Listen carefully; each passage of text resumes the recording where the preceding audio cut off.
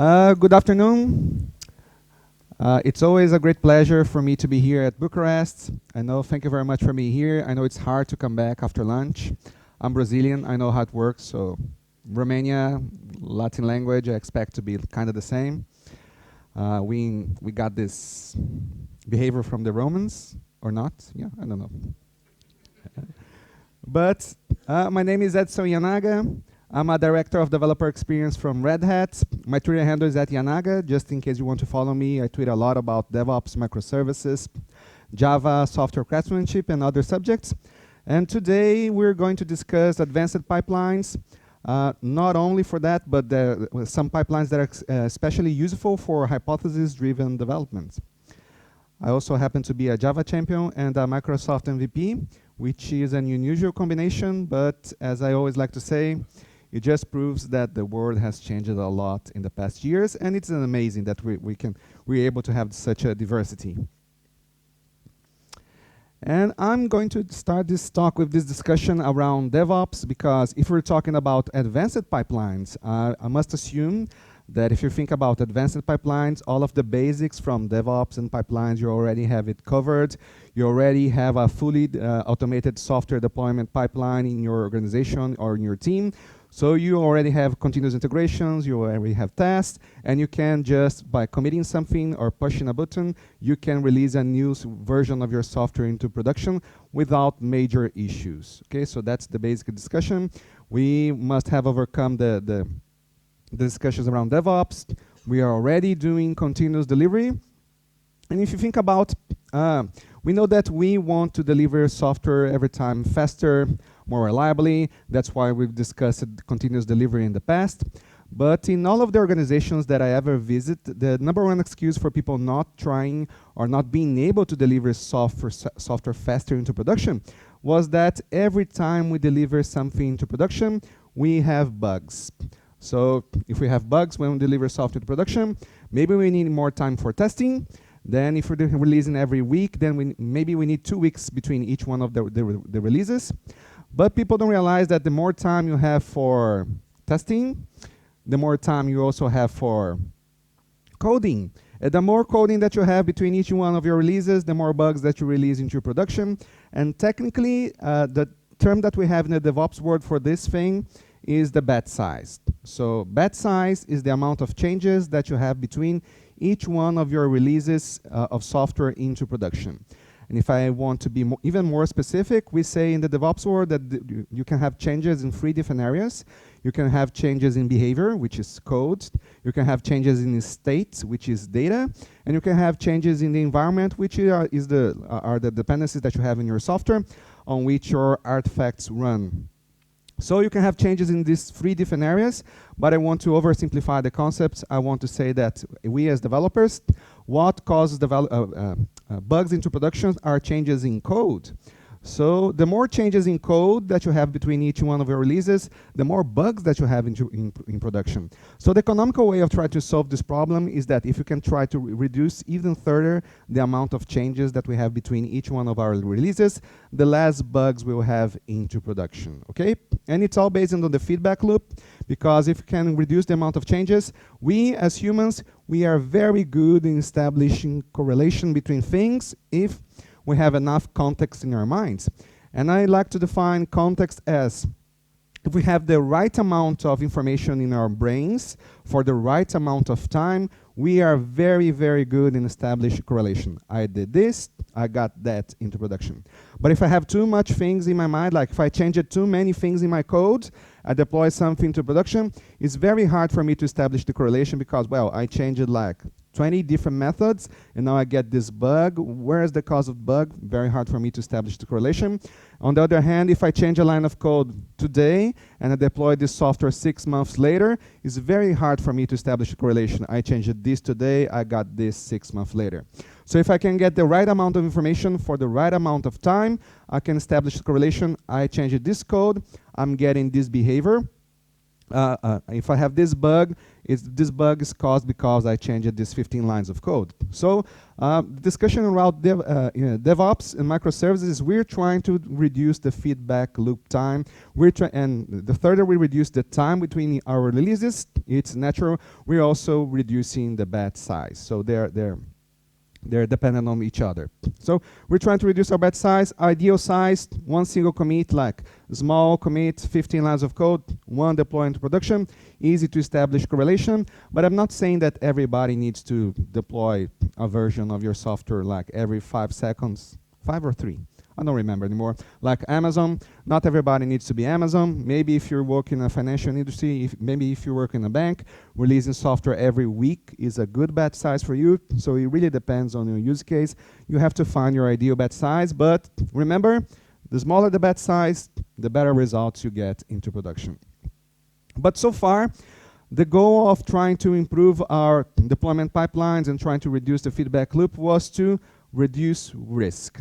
If we're talking about reducing the chance of having bugs into production, we're trying to reduce the risk of releasing something broken into production. And that's how traditional pipelines work. When we have traditional pipelines, we assume that each one of our releases is better than the other. So if you have like release 1.0 or release 2.0, 2.0 will be better than the first one because it will have fewer bugs and will have more features and so on. So version 3, we assume that is better than the previous one. So traditional pipelines is a sequential release of versions. That's how we've been releasing software in the past 30, 40 years, one version after the other. Okay. And if you want to make an analogy with that, I would like to say that we are releasing software just like if we're cooking a buffet. Like you have a lot of different foods. You don't know exactly which are the foods that people are going to eat today, but you have to cook all the recipes because you have to release and you have to fill all of the dishes on your buffet. So maybe even if, I don't know if you're healthy here, but well, I'm not. If you have to cook like broccoli and carrots or cauliflower or other things that usually people don't get on the buffet, no, it's a waste of time, waste of resources. Nobody's going to eat, or maybe not everybody is going to eat that. While you could spend more time cooking like pasta and steak and other things that people will consume more. So traditional deployment pipelines are like a buffet, and we are going to start to discuss hypothesis-driven development.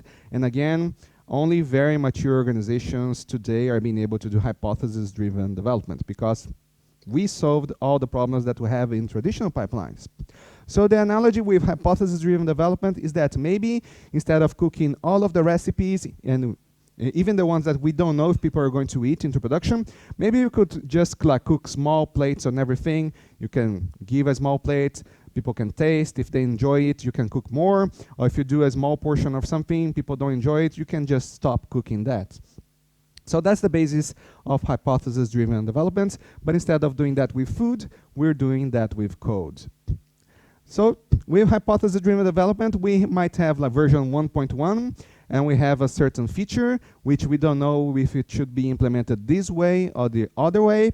And you know, we as software developers, we try to imagine how things will work into production, but the only true way for you to know if it's gonna work is to release something to production and test it.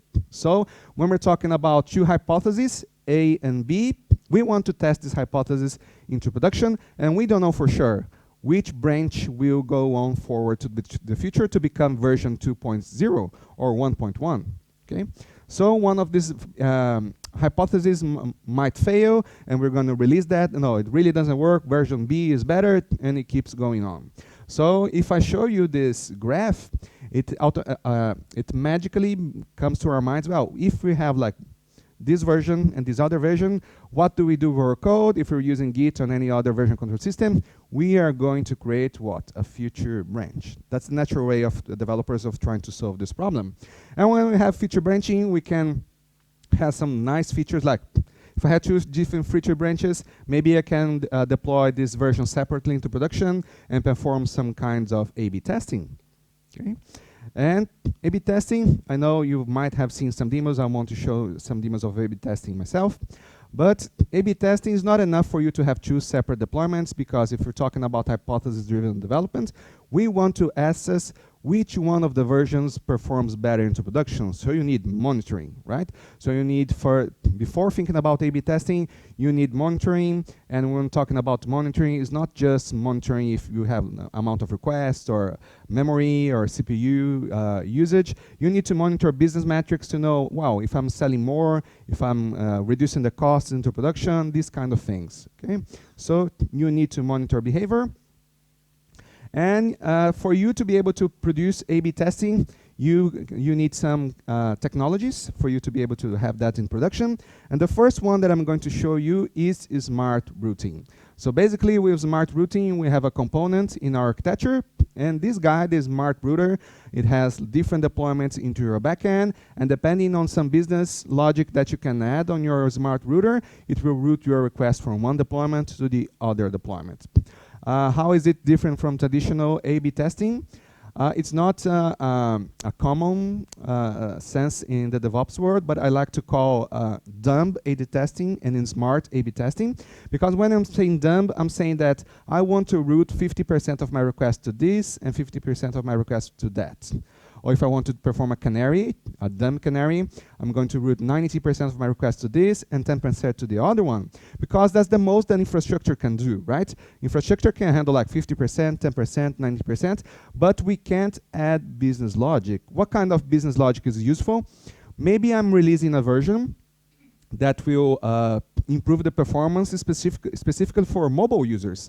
So why should I forward 50% of the request of all the users? Maybe I could forward the request of only the mobile users to this version and test it. Or maybe I'm targeting, I'm improving my algorithm and I want to check if this target audience improves the metrics. So maybe I want to target only females from 20 to 40 that lives in Bucharest. So if I want to target that, I need some business metrics because I should have done some profiling before with the users. And this kind of thing can only be done with business logic, which means that it can only be accomplished by code, not by infrastructure. So that's the distinction that I made between dumb routing and smart routing. But let's try to get some demos working. So let me see if my resolution is correct. Yes. So here, I need some deployments to be able to test a smart router. So I prepared some deployments here in my OpenShift installation. I have here blue deployment, which is a very nice application. I have a green. And I have a purple. I don't know if the colors are good for colorblind people, but that's what I chose. So blue, green, and purple. And if I want to perform dumb A/B testing, because that's based on infrastructure, OpenShift makes it very easy. I can just go here and create a new route. I want to say that I want to create a blue-green deployment. And I want to say that I want to split my traffic between different services. I want blue and green. And I want that to be 50-50. And why 50-50? Because that's the easy one for me to demo. Just created a blue-green. If I open this one, blue-green, I get blue. If I keep hitting for refresh, I always get blue because the OpenShift router is sticky. So I need another browser to be able to show that it's going to route to green. And of course, it didn't work because it's a demo. If I get another one, now it's green, okay? So it's a round robin, but you have to be lucky to get like 50-50 and you get the right browser to the right color. So this is, oops, this is dumb routing. So you can split 50-50, 90-10, or any other statistic that you want to have. So now I'm going to show smart routing. So I have here in my code what first I want to make sure that I'm running. I'm going to run Zoo, which is an open source project provided by Netflix. I'm still running version 1 of Zoo, but Netflix is already using Zoo version 2 into production. But I just realized it's not that popular yet. So most people are using Zoo version 1. And how does Zoo work? Zoo, if you check out the source code from the Netflix OSS repository, It's a very simple implementation. Basically, it's a servlet filter that runs on top of a Tomcat instance, and Zoo pulls a certain folder in your file system, and it checks for Groovy scripts. So all of the Zoo filters are reading in Groovy. And every 5 seconds, Zoo checks if the files have changed. If they change it, it just reload the filter definitions. So here I have a very simple Zoo implementation. It's running, and by default, I'm just saying that I want to route everything to my blue deployment. So if I now check, well, it's running. So if I try to hit localhost, it will always give me blue, okay? But if I want to change that, I can implement some kind of round robin logic. Oops, here. Got some round robin logic, so if I uncomment this, I just created a counter, it should be performing a round robin. I just saved the file, don't have to reload anything. Zoo picks every 5 seconds, and you might be thinking, how does it work properly on Netflix? The distributed data inside Netflix is distributed through a Cassandra file system cluster. So every time you commit something to a Git repository, which is stored on the Cassandra file system, Cassandra replicates this data across their clusters, and each one of these Zoo systems is reading from the same file system. So you commit, it changes the files, you just get the same files and reloads everything. So it might take some time, but it's distributed through all the nodes. So that's how it works. And now I just changed it. I've waited more than 5 seconds, so just hit here. I just get problems with Chrome, so for me to get the without caching behavior, I have to open the inspector. So now I can reload, and if I do reload, I get blue and green. But if I wanted to change that, if I want to add another logic here, I might want to add like if I get users from an iPhone, I want to route them to purple, or else I'll do a round robin between green. So I can add any kind of business logic inside Zoo. So if I just change here, it's give me blue and green. If I just change my client to an iPhone 10, this is new. It just gets purple, okay? So this is a very simple example of how smart routers can work for you. It's just, you can think about that. Zoo is just adding a matter of some ifs and else. Depending on some business logic, of course, I wouldn't do just like user agent from the HTTP header. I would get the authenticated user or from the geographic user and route that to a specific deployment, right? It's just to show that it's just code, and you can do anything with your information that you have in your business logic inside the Zoo router. Okay, it's Groovy. Groovy, the syntax is compatible with Java, so you won't spend much time learning how to code here. Okay, let me stop my Zoo and go to the next. So that's how smart routers work compared to dumb routers. So now we have smart ones. But the problem with Zoo is that we have to be very careful when we have feature branches. So we're assuming you have 2 different branches of code, which leads me to do 2 different deployments of my application. And it's not only 2, maybe you're testing more than 2 hypotheses into production. Maybe you're testing 3 different implementations from different areas of your code into production. So you might have 3 different deployments. Each one of them leads you to a feature branch. And which are deployments with feature branch? That's just a simple example with 2 different hypotheses. You have trunk, which is your main version. People are committing code into the trunk all the time. Then you have version A, and you have version B, which leads again to 2 different deployments. Of course, you have CI properly implemented, you have CD properly implemented, and you do continuous integration, which means that daily or every hour, every week, or even after each commit, you're coding on branch A, and every time that somebody commits to trunk, you pull the changes from trunk to your branch. So you know that your branch is always continuously integrated, right? But the problem with feature branches is that every time you create a feature branch, you're creating a huge batch size, because you're adding a lot of commits that are not getting deployed into production, which increases the risk of deploying bugs into production, even if you're deploying that and testing this hypothesis with smart routing or dumb routing. And the major problem that we see, or that I've seen in all of the organizations that I've talked to, if you have version B, just deploying and committing your testing hypothesis. Then you check that, well, hypothesis B works into production. I want to merge this code into trunk. And you had like 25 different commits on the feature B. You just suddenly merge everything to trunk. What did you do? You just added 25 commits into your batch, and then once somebody tries to merge the changes from trunk to A, you have just a big conflict. And in all of the teams that I visited, they always told me that, well, when you have such a big conflict in your code, it's much easier for them to just throw up everything that they did in the past, just copy the code that is interesting, and you just paste in the new version, because fixing the conflicts is too costly. And you might be wondering, well, copy pasting code between branches might not be a good practice, okay? So this is the problem with feature branches. If you let your feature branches live long enough, they will create a huge conflict problem. And most of the times, it's better just to throw up and copy paste the code that you think it's relevant for your new feature. That's why if you want to do feature branching, if you want to use smart routers for testing your hypothesis, your feature branches should be very short-lived. Short-lived like 1 day, 2 days, very few commits, very few changes of code. So you don't want to have this kind of problem when merging your code into your trunk. Okay? Another way of trying to solve this problem of hypothesis-driven development that doesn't lead to the problem with feature branches is using feature toggles, okay?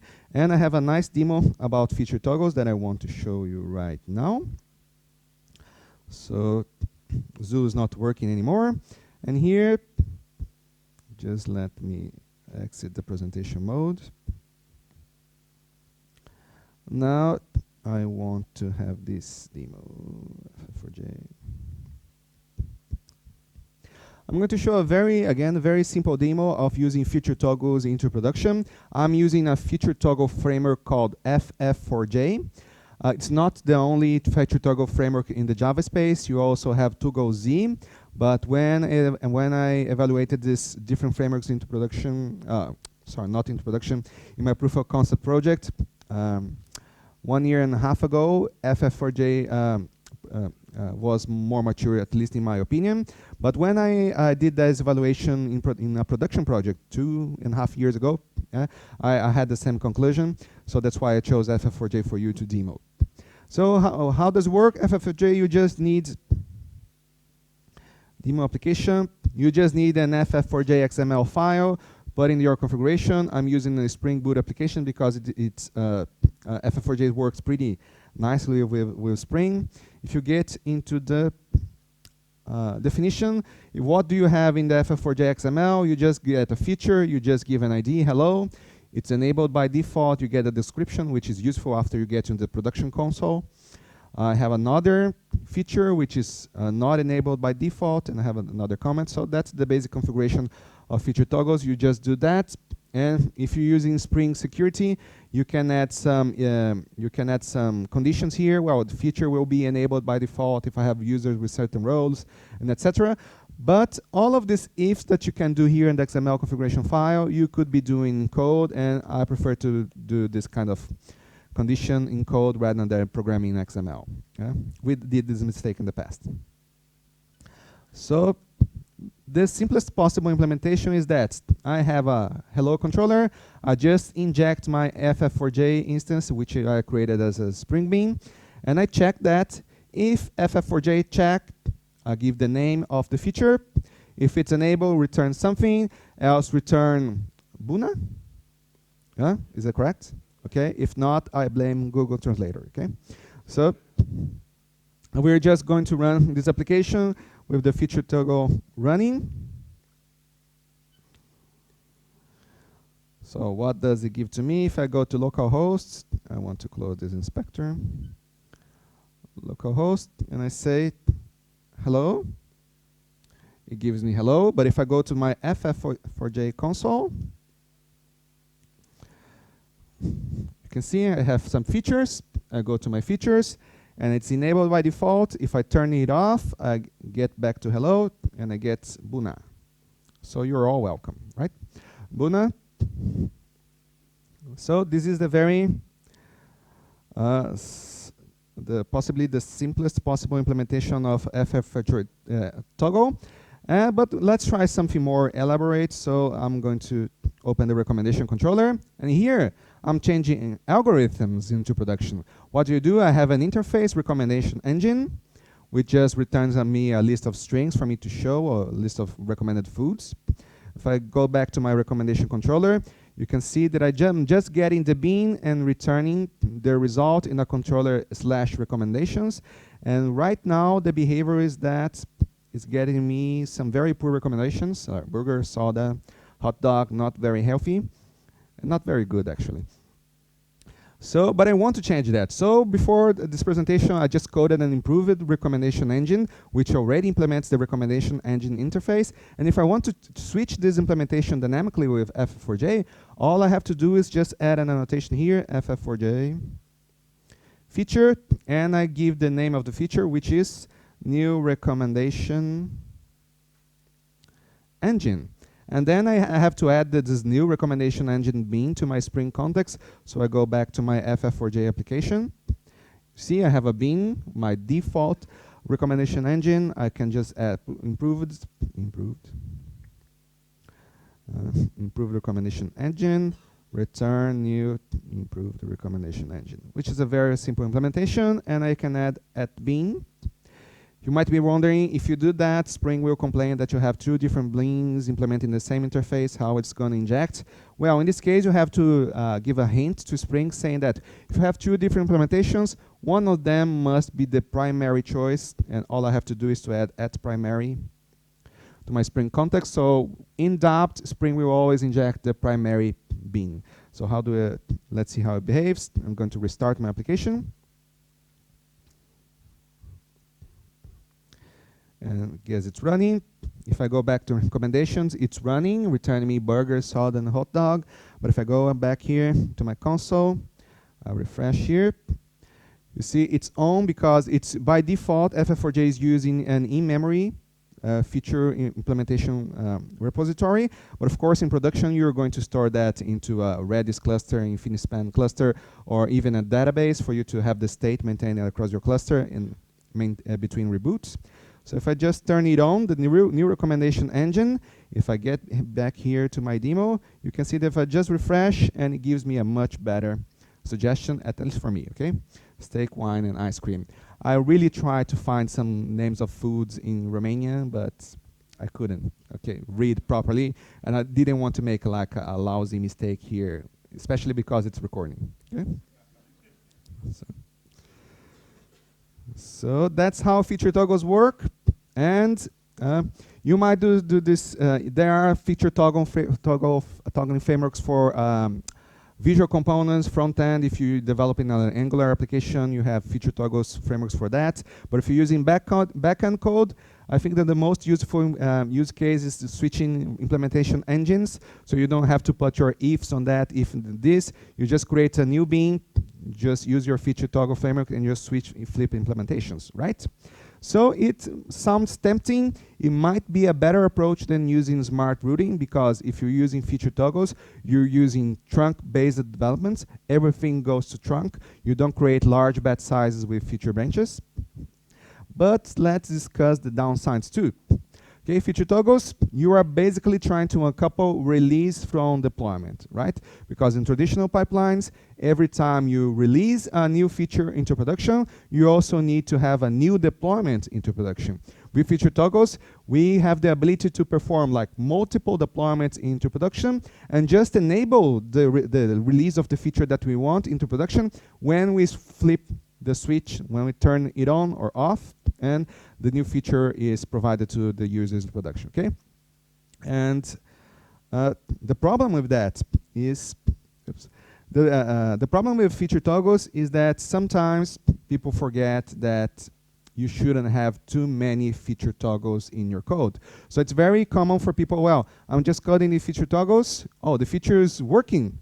And you forget to remove the feature toggles, so it's still running your XML. You still have the if checks in your code, and it just stays forever because nobody, after like 6 months, nobody remembers why are we doing this, but it's working, so don't touch it, right? So it's very common to have a legacy of feature toggles in your code. So that's one of the problems. And now another big problem that I've discussed with 2 different teams was that sometimes you have a big team and everybody decides to do hypothesis-driven development. So suddenly in your feature toggle framework, you have like 40 different feature toggles. And everybody decides to do hypothesis-driven development at the same time. So what did they do is that they have the software running into production, and then the team was like, well, let's try our new feature toggle. And they were monitoring the results in production. Let's turn it off, and they get another result. The next day, well, let's test again. And they get a different result. Then they turn it off, and they get another different result. And they said, what the hell is going? Because, and they compared the historical measures. So, well, and the behavior is different from last week, for example. So we don't even have a baseline. And after that, they just realized that everybody was testing at the same time. So they never had like a consistent state of the feature toggles, so they could monitor the results. And after they realized that, they said, oh, everybody stopped using feature toggles. And it was like a big team, more than 50 people. Everybody was doing their test. And because it was a big team, they had to create a governance committee inside their team, and the governance committee decided which feature toggles would be tested on that week. So this team, you're allowed to test this feature toggle, and this team, you're allowed to test this one, because these 2 feature toggles, they don't conflict with each other, right? So that's one of the problems when we have too many people doing feature toggles in your production framework. And you might be wondering, if you have such a big team and you have such conflicts with feature toggles, maybe that's a nice application of a microservice architecture. So each of the microservices, they don't impact with each other, right? So this is one of the discussions. If you want to do feature toggles, remember to avoid the situations that I've just described. And the third technology that I want to show, which is brand new, everybody's discussing these things nowadays. And if you want to know more about that, right now I'm going to show a very brief demo of Istio, but tomorrow, Bert Sutter, which is my another director of developer experience at Red Hat, is going to show a whole set of features from Istio tomorrow morning, I guess. So you might want to check the schedule. And I won't discuss deeply how does Istio work or how are the features, but basically if you have like many services in your infrastructure, Istio can regulate and can inject some behavior in the communication between each one of your endpoints. So if you want to perform dumb routing, you can do that using OpenShift or Kubernetes, but you can also do that with Istio. Istio even goes further, because if you have any kind of routing logic that depends on application layer 7 headers like HTTP, Istio can control any kind of TCP connection. But if you have HTTP, it can inspect your headers, for example, and you can perform like a bit more smart routing, like routing based on browser, routing based on IP, or this kind of things. You can do that with Istio too.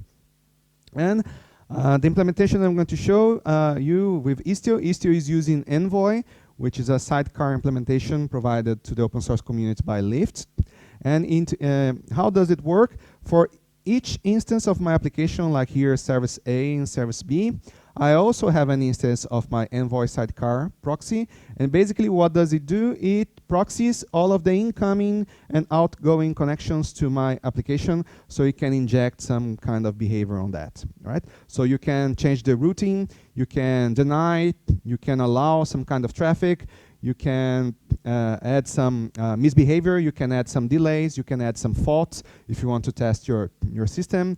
In the past, we had Chaos Monkey. You can do your own Chaos Monkey here with Envoy and Istio. But the use case that I want to show you right now with Istio is that sometimes when we're performing hypothesis-driven development, we want to test if a new feature is going to perform well into production. If an algorithm is going to perform well into production, but we don't know for sure if it's going to be able to handle the request. Or we don't know for sure if it's going to write the right results in the right columns in the database or something like that. And for that, Istio brings to us a feature called mirroring, which I did myself in the past using complicated routing, messing with IP tables directly. It used to be very hard to do that, but with Istio, mirroring became very simple. So it's a very recent feature from the Istio service mesh, and I want to show you right now how it works. So if I get here, just let me sure that I'm not running anything else that will like stop this guy. So I have my Istio. Just let me change my project. So here I have 3 different components running in my backend. I have a customer service, I have a preference service, I have a recommendation service, and for the recommendation service, I have 2 different instances, 2 different deployments. You might be wondering, yes, if you're using mirroring, you are using feature branch development, right? You need 2 different deployments because you need to test these 2 different deployments into production, even though for some use cases you could be using feature toggles too, but I just stick to the simplest possible scenario, which is using feature branching. And I have 2 different versions of recommendation, and I want my productions requests to go to the recommendation version 1, but I also want that all of the production requests that go to recommendation version 2 goes to version 1 goes to version 2 because I want to test the performance or if the behavior is correct in version 2, right? And you might be wondering, how does it handle state? Because if that's a read-only application, it's okay, it's just reading values. But if it's an application that writes state, how does it behave? Because if both instances of different versions are writing to the same production database, I might be having issues because I have duplicate requests, okay? That's the discussion we're going to have later. But right now I want to show that if I try to hit this application, I'm going to do some curl. You can see that the default behavior for OpenShift is to do round robin requests between each one of these versions. So I always hit version 1, version 2, version 1, version 2. And now I want to mirror this kind of behavior. But first, let me try to get the logs of the application. So you might be wondering, I will be hitting both pods, version 1 and version 2. So I get the logs from the request from both deployments. But if I get here and then apply the rule to mirror the request from version 1 to version 2, now if I did perform the same curl, Istio will only route the production request to version 1. Version 2 is fire and forget. I get the request, but I never get the result back, okay? So just let me check the logs to see if the requests are really going to version 2 into production. So to be able to do that, I'll query the pods that I have. I have here recommendation v2, and I'll use a tool called Stern to check the logs. I get this pod. I want to check this container inside that pod, because since we're using Istio, each pod has 2 containers, the application and the sidecar. And that's it. That's version the pod with version 2. You can see that I'm hitting the requests too. So every request that's going to version 1 is going to version 2 too, but we just don't see the results. I just see the results of version 1 into production. Okay. That's how mirroring works. And how can you assess if the things are going right to your version 2 into production? And what I just have to give you a warning. Everything that I'm showing right now with Service Mesh and mirrors is brand new. So this is the discussion that the unicorns are having right now, how to perform these kind of things in production in the safest and most reliable possible way. So let me get here. So I have mirroring. So next discussion, what about my data if both requests are going to production to 2 different versions? Traditional approach of trying to solve that is that every mirrored request that goes to version 2, Istio adds a special header into the HTTP request, so you know it's a mirror request. One of the things that you could do is that you could add a special filter in your application saying that if that's a mirrored request, I'm going to perform everything, but I'm going to roll back the transaction in the end, so I'm not going to commit anything into production, right? So this is one of the possibilities, but if you're not committing anything into production, you can't verify if the data is being written correctly, right? So this is one of the possibilities. So how can I handle two different microservices with two different databases writing things into production. One way of handling that first is how to handle the schema between these two different versions, because they might have two different schemas of your database.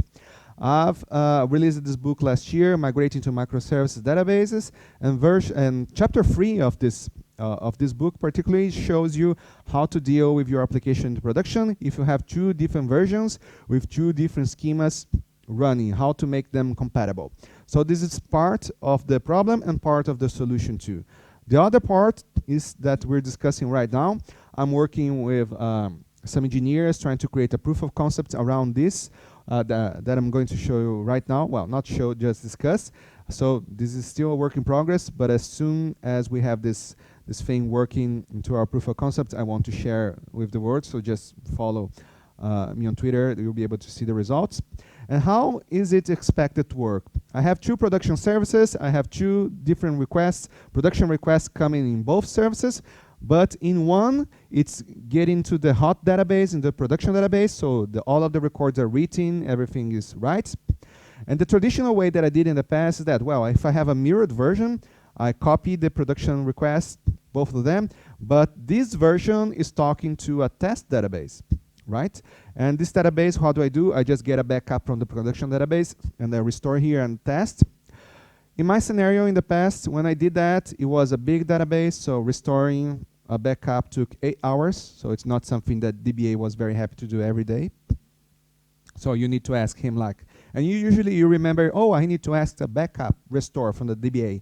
You usually ask that like 6 p.m. And he's definitely not happy that you're asking, but I need that for tomorrow because I need to test my version. So you have this kind of conflict too. So it takes a long time, and since it takes a long time for you to restore a database, you want to perform lots of tests on the production, the test database. So you can access the results, but when you do that, the problem is that you keep your test database running for such an amount of time that the production database and the test database, they differ so much that it's very hard for you to access if it's, well, I don't know if the state is correct because it's now so different that I can't even compare anymore using my SQL statements between each one of the databases. So that the solution that we're trying to create is that we're creating a virtualization layer between the one on your right, your service on the right, which is the mirrored service, which is getting this new version, get the mirrored request. We're creating a virtualization layer, and this virtualization layer is reading and writing from the production database too, but all of the diff, like if I want to read things, I merge the results from my production database and my diff database. But when I want to write something, I write only to the diff database.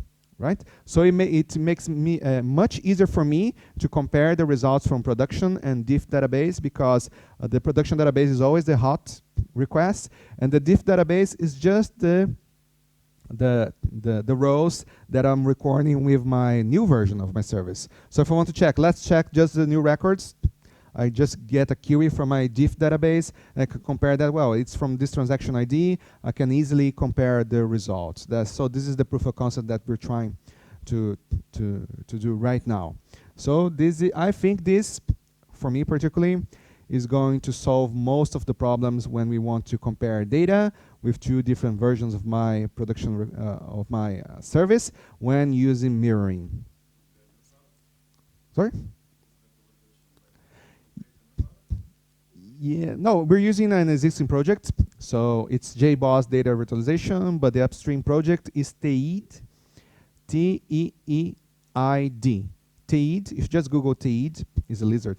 Yeah, but you get to the JBoss project. So yes, we're using TEID as the virtualization layer to the project. And to be very honest, when I started the discussion, I didn't know if it would work. But the two engineers that I'm working with, they guaranteed for me it works into production. So I'm just waiting for them to code that for me. Okay. And what about my other services too? Well, this scenario works if my service, my mirrored service, is the last service of the chain. So it's not invoking anybody else into production. But it's not usually the case. My production service might be calling other endpoints, especially if I have a microservices architecture. So what do I do with my other services? You might have other solutions for that. If you're using Twitter, for example, Twitter creates, it just mirror the request to another environment. And it also have like other services, which are test services. So if you get like, well, let's test our notification to users. You just mirror the request, go that, and this service invoke other services. But these other services are mock services. So if you send a request to notification, it doesn't really notify the users because you don't want to have like duplicate notifications into your Twitter account. So the answer that some companies are using is service virtualization, which is basically mocking services. I don't like the term service virtualization. I prefer mocked services. But I just learned that after reading more about it, I just learned that this term is not from now. People have been using this term service virtualization for the past 15 years because it came from SOA. So in SOA, they call this test services that does nothing into production. They call that service virtualization. That's why we're still calling them this way. And another thing that I have to show right now, another project from Twitter is Diffy, D-I-F-F-Y. Diffy is a service for testing the output of mirrored services. So what does Twitter Diffy do? You get 2 mirrored requests. Istio mirrored the request, this one process, this other one process too. Both get replies, but with Istio, this reply is ignored and you just get version 1 to production. With Diffy, sits between Istio and the mirror services. So when you're using Diffy, Diffy intercepts both requests, version 1 and version 2, records the both replies, and generates a diff of the replies. So if you have like a JSON payload, and this JSON payload is changed just this little amount of information, when you get to your Diffy console, Diffy shows, well, I had choose this request, same request to these 2 different services, but version 1 gave this reply, version 2 gave this reply, and they are different on this piece of information.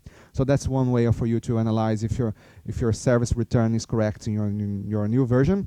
But again, Twitter just released this software as open source some months ago. Everything that I'm showing right now to you is brand new.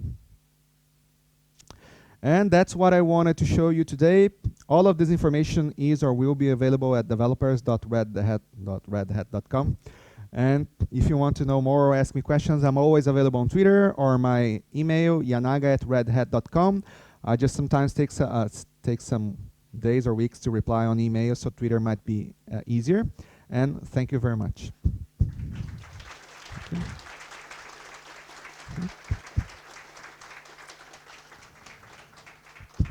And I'm available for questions. But before questions, I have a special request. I have to show my kids and my wife that I was here, so may I take a selfie? Yeah. Hey. They will love you, okay? Just as I did. Any questions? Please.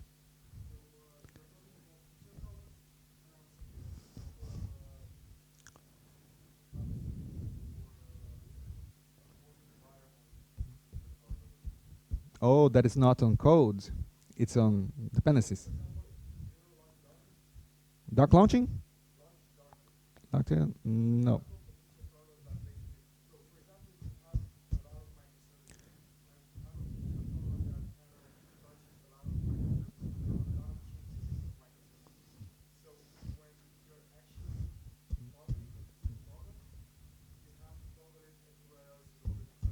Mm-hmm.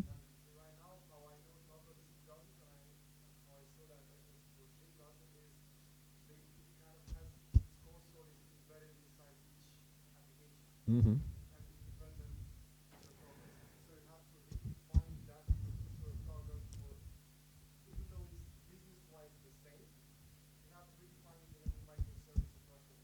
Mm-hmm. Yes, that's how it works right now.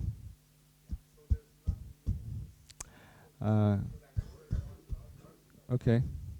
Yeah, I didn't work with this new framework that you're saying, but the way that I've seen people implementing with feature toggles, that you duplicate the feature toggle definition everywhere, and if you get all of the implementations reading and writing for the same repo, you get the same information. But the console, you can deploy that independently. It doesn't have to be embedded. Yeah, yeah. So sorry, I don't have a good answer for you. Thank you.